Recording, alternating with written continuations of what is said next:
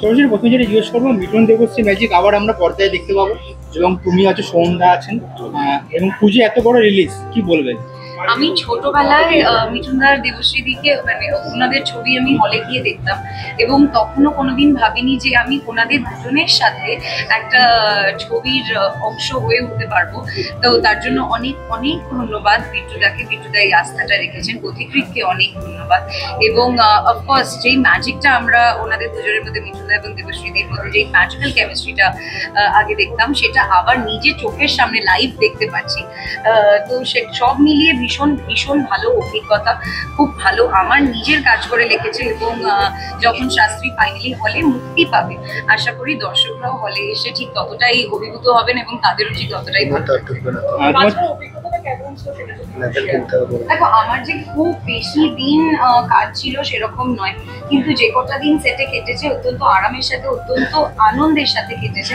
কারণ মিঠুনদা এমন একজন অ্যাক্টর যিনি সবাইকে, পুরো গোটা সেটকে হাসান এবং সবার ওর পিছনে লাগা থেকে শুরু করে মানে মাতিয়ে রাখতেন গোটা সেটটা।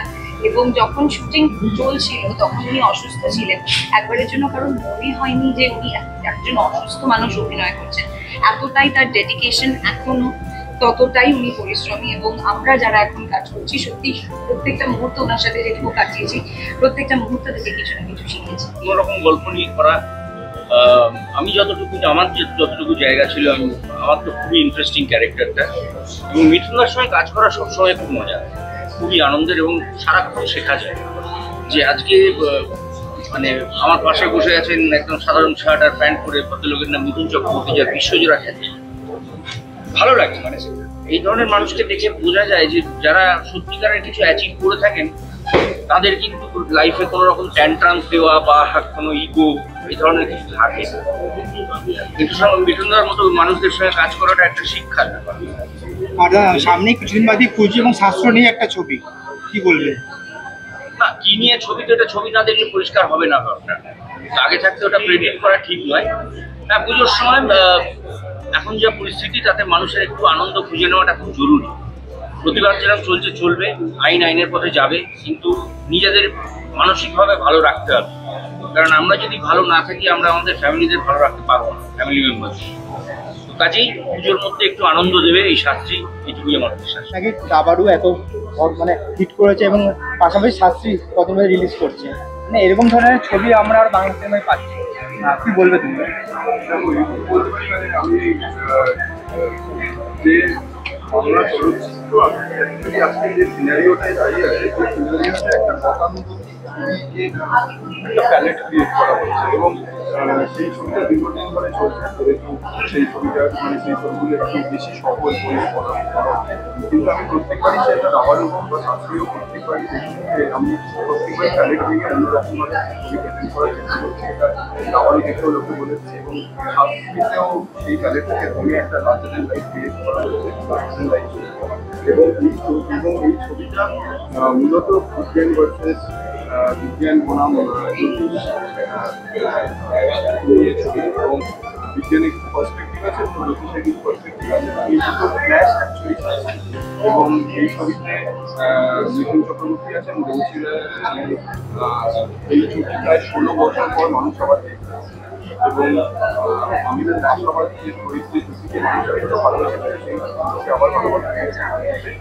এবং আমি ধন্যবাদ জানাচ্ছি হোম এন্টারটেইনমেন্ট যারা আমার এই স্বপ্নটাকে বাস্তবায়িত করেছে। এই ছবিতে অনেক এই ছবিটা শুধুমাত্র বিজ্ঞান জ্যোতিষে নয়, এখানে অনেক সোশ্যাল ইকোনমিক মেসেজ আছে, অনেক পলিটিক্যাল মেসেজ আছে। এবং এই ছবিটা যখন মানুষ দেখে, একটা মানুষের গল্প, একটা জীবনযাত্রার গল্প, একটা মানুষের জীবনে উত্থানের গল্প। তো এটা যে কোনো মানুষ আছে, সেই যে কোনো মানুষ এই জীবনযাত্রার সাথে রিলেট করতে পারে।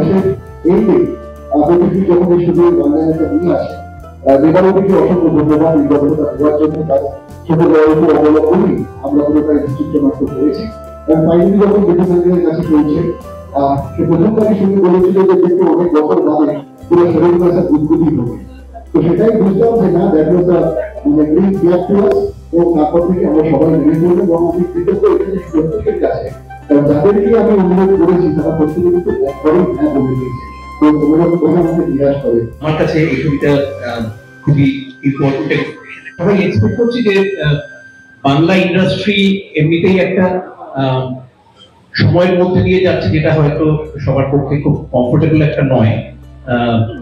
তারপরেও আমরা এবং দর্শকরা এবং আপনারা যারা রয়েছেন তারা সবাই যদি একটু সাপোর্ট করেন তাহলে একটা ইন্ডাস্ট্রি ঘুরে দাঁড়াতে পারে।